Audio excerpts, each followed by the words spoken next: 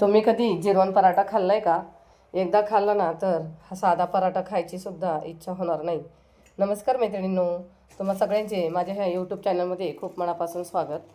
तर आज आपण एक मस्त अशी एकदम झणझणीत, खमंग आणि झटपट तयार होणारी रेसिपी करणार आहे.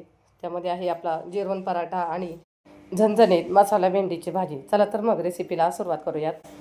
तर त्यासाठी इथे मी अर्धा किलो भेंडी घेतली आहे. तर भेंडी आधी स्वच्छ धुवून पुसून घ्यायची आणि नंतर याचा मागचा पुढचा देठ काढून हिला 2 भागात कट करून घ्यायची आणि मध्य भागात एक चीर देऊन अशा पद्धतीने ही भेंडी चिरून घ्यायची. तर आता आपण भेंडीला फोडणी देऊन घेऊयात. तर इथे कढईमध्ये 1 मोठा चमचा तेल गरम करून घ्यायचं आहे.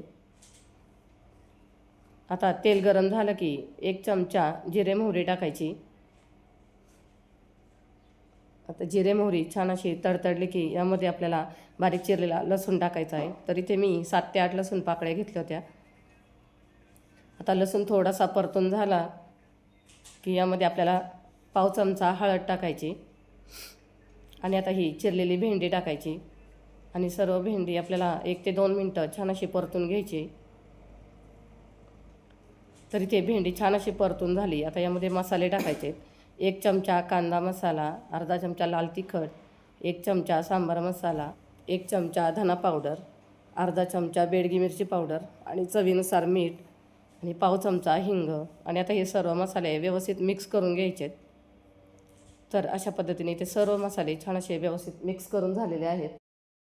आता ही भेंडी सर्व बाजूने एकसारखी करून घ्यायची आणि आता यामध्ये आपल्याला शेंगदाण्याचा कूट टाकायचा आहे. तर इथे 2 मोठे चमचे जाडसर शेंगदाण्याचा कूट घेतला आहे आणि आता हा शेंगदाण्याचा कूट टाकून झाला की यावर एक खोलगट झाकण ठेवायचं आहे. तर अशा पद्धतीने कढईच्या आतमध्ये झाकण बसेल असं झाकण यामध्ये ठेवायचं आहे. त्यामुळे भेंडी करपत नाही आणि छान अशी वाफवली जाते आणि पटकन शिजते. तर इथे 4 ते 5 मिनटं आपल्याला आधी शिजवून घ्यायची. इथे 5 मिनटं झालेले आहेत. आता आपण हे झाकण काढूयात आणि आता ही एकदा पुन्हा मिक्स करून घ्यायची. आता मिक्स करून झाली की यावर झाकण ठेवून आणखीन 2 ते 3 मिनटं आपल्याला ही भेंडी शिजवून घ्यायची. तर इथे 3 मिनटं झालेले आहेत. आता आपण यावरलं झाकण काढूयात आणि आता झाकण उचलून आता पाहूयात आपली भेंडी शिजली का.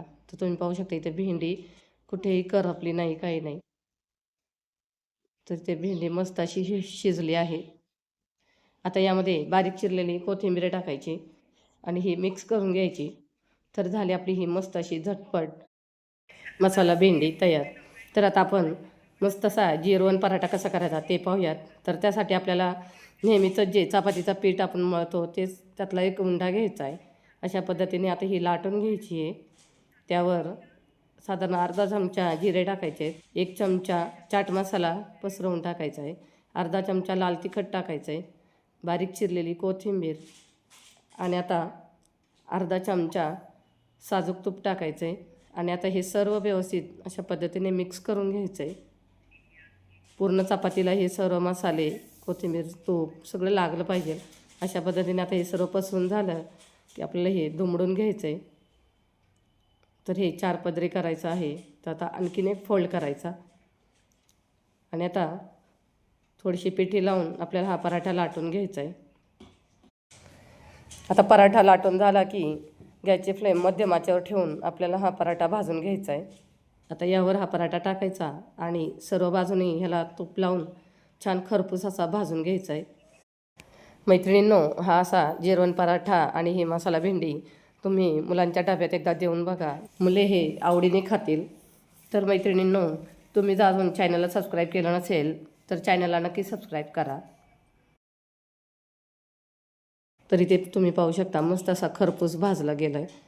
तर दोन्ही बाजूने छान असं तूप लावून खरपूस पराठा भाजून झाला की आपल्याला हा जाळीवर काढून घ्यायचा आहे. तर अशाच पद्धतीने आता सर्व पराठे करून घेऊयात आणि ते आपले सर्व पराठे आणि मस्त अशी मसाला भेंडी तयार आहे. तर मैत्रिणींनो, तुम्हाला ही आजची रेसिपी कशी वाटली कमेंट करून नक्कीच सांगा आणि व्हिडिओला लाईक शेअर नक्कीच करा. चला तर मग पुन्हा भेटूया अशाच एका नवीन रेसिपीसोबत. धन्यवाद.